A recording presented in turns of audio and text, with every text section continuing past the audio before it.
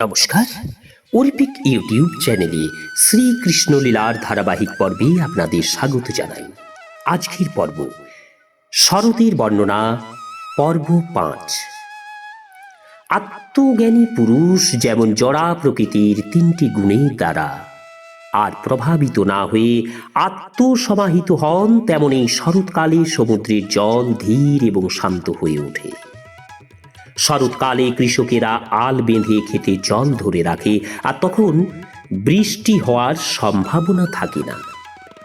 তাই জমিতে যতটুকু জল থাকে সেটাই তারা ধরে রাখবার চেষ্টা করে। তেমনি যে মানুষ আত্মজ্ঞান লাভের পথে অগ্রসর হতে চান, তিনি তার ইন্দ্রিয় দমন করে তার সমস্ত শক্তি সঞ্চয় করার চেষ্টা করেন। শাস্ত্রে উপদেশ দেওয়া হয়েছে যে 50 বছর হয়ে গেলে সংসার জীবন থেকে অবসর গ্রহণ করে পরমেশ্বর ভগবান শ্রীকৃষ্ণের সেবা করার জন্য শরীরের সমস্ত শক্তি উপযোগ করা উচিত। যতক্ষণ পর্যন্ত না মানুষ তার ইন্দ্রিয়গুলিকে দমন করে পরমেশ্বর ভগবান মুকুন্দের অপ্রাকৃত সেবায় যুক্ত হচ্ছেন, ততক্ষণ পর্যন্ত তার মুক্তি লাভের কোনো সম্ভাবনা থাকে না। শরৎকালে দিনের বেলা সূর্যের তাপ থাকে অত্যন্ত প্রখর, কিন্তু রাত্রিবেলা নির্মল চন্দ্র কিরণের প্রভাবে মানুষ তার দিনের শ্রান্তি থেকে স্বস্তি লাভ করে। কেউ যখন মুকুন্দ বা শ্রীকৃষ্ণের শরণাগত হন, তখন এই জড় দেহটাকে তার স্বরূপ বলে মনে করার দুর্বিষহ যাতনা থেকে তিনি মুক্ত হন। মুকুন্দ বা শ্রীকৃষ্ণ ব্রজবালাদের সমস্ত সান্ত্বনার উৎস। ব্রজবালারা সর্বদাই শ্রীকৃষ্ণের বিরহে শোকাতুর, কিন্তু শরৎকালের চন্দ্রালোকিত রাত্রে যখন শ্রীকৃষ্ণের সঙ্গে তাদের মিলন হয়, তখন তাদের বিরহজনিত সমস্ত বেদনা বিদূরিত হয়।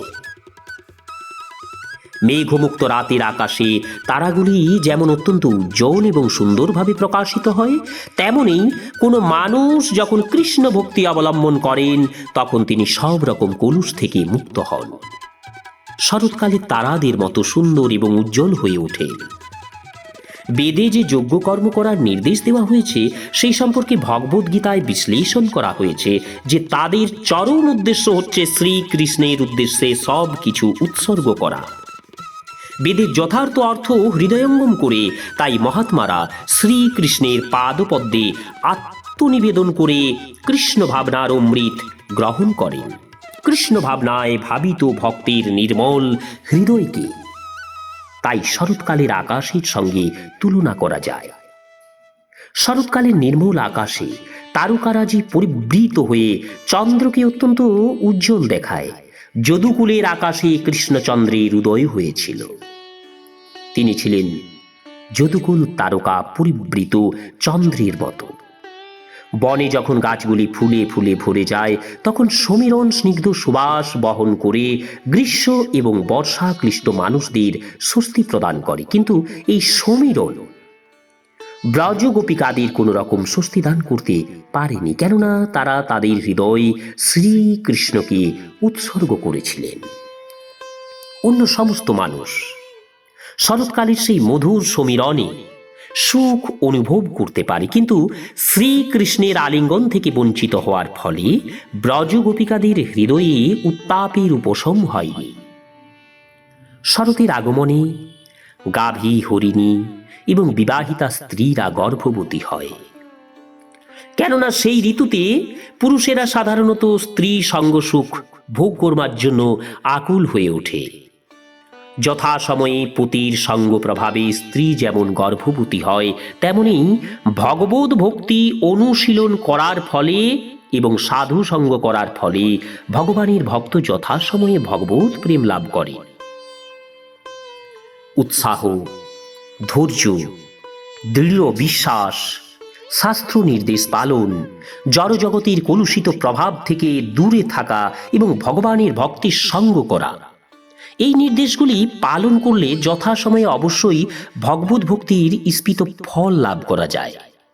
যে ভক্ত ধৈর্য এবং উৎসাহ সহকারে ভগবত ভক্তির বিধিনিষেধগুলি অনুশীলন করেন, তিনি যথাসময়ে ভগবত প্রেমরূপী ফল লাভ করেন। শরৎকালে সরোবরগুলি পদ্ম ফুলে ভরে যায়, কেননা তখন সেখানে শালুক ফুল থাকে না। শালুক এবং পদ্ম উভয়ই সূর্যের কিরণে বিকশিত হয়, কিন্তু শরৎকালের অত্যন্ত উত্তপ্ত সূর্য কিরণে কেবল পদ্মই বিকশিত হয়। শালুক তখন ফুটতে পারে না। যে রাজ্যে রাজা বা সরকার অত্যন্ত বলবান, সেই রাজ্যে দস্যু, তস্কর আদি অবাঞ্ছিত দুর্বৃত্তরা থাকতে পারে না। নাগরিকেরা যখন নিঃসংশয় হয় যে তারা দস্যু তস্করদের দ্বারা আক্রান্ত হবে না, তখন তারা মহানন্দে উন্নতি সাধন করে। তেজস্বী এবং বিচক্ষণ সরকারকে শরৎকালের তপ্ত সূর্যকিরণের সাথে তুলনা করা হয়েছে। দস্যু তস্কর আদি অবাঞ্ছিত মানুষদের শালুক ফুলের সঙ্গে তুলনা করা হয়েছে, আর রাষ্ট্রের প্রগতিশীল সৎ নাগরিকদের পদ্ম ফুলের সঙ্গে তুলনা করা হয়েছে। শরৎকালে ক্ষেতগুলি পাকা শস্যে ভরে যায়। সেই সময় মানুষ ফসল কেটে নেয়, মহা আনন্দে সেইগুলি ঘরে তোলার আয়োজন করে। সেই উপলক্ষে তারা নবান্ন আদি এইসব উৎসবের আয়োজনও করে। এই নবান্ন উৎসবে নতুন শস্য পরমেশ্বর ভগবানকে নিবেদন করা হয়। বিভিন্ন মন্দিরে ভগবানের শ্রী বিগ্রহের কাছে সেই নবান্ন উৎসর্গ হয় এবং তা নিয়ে পায়েস তৈরি করে তা সকলকে বিতরণ করা হয়। শরৎকালে আরও নানা রকম পূজার আয়োজন হয়। বিশেষ করে বাংলাদেশে তখন সেখানকার সবচাইতে বড় উৎসব দুর্গাপূজা অনুষ্ঠিত হয়। বৃন্দাবনে পরমেশ্বর ভগবান শ্রীকৃষ্ণ এবং বলরাম উপস্থিত থাকার ফলে শরৎ ঋতু সমস্ত সৌন্দর্য নিয়ে আবির্ভূত হয়েছিল। শরৎকালে বণিকেরা, রাজপুরুষেরা এবং মহাত্মারা স্বচ্ছন্দে চলাফেরা করে তাদের অভীষ্ট সাধন করতে পারে। বর্ষার সময় বণিকেরা এক জায়গা থেকে আরেক জায়গায় তাদের পণ্য সম্ভার বিক্রি করে অর্থ উপার্জন করতে পারেন। রাজপুরুষেরাও জায়গায় জায়গায় গিয়ে প্রজাদের থেকে কর আদায় করতে পারেন না। আর দিব্য জ্ঞান প্রদানকারী সাধু মহাত্মারাও বর্ষাকালে চলাফেরা করতে পারেন না, কিন্তু শরতের আগমনে তারা সকলেই বেরিয়ে পড়েন। জ্ঞানী, যোগী এবং ভগবত ভক্ত এই পরমার্থবাদীরা পরমার্থ সাধনের চেষ্টায় মগ্ন থাকলেও জড় দেহের বন্ধনে আবদ্ধ থাকার ফলে সম্পূর্ণরূপে দিব্য আনন্দ লাভ করতে পারেন না। কিন্তু যখন তারা জড়দেহের বন্ধনমুক্ত হয়, তখন জ্ঞানীরা পরমেশ্বর ভগবানের দেহ নির্গত রশ্মিচ্ছটা ব্রহ্মজ্যোতিতে লীন হয়ে যান।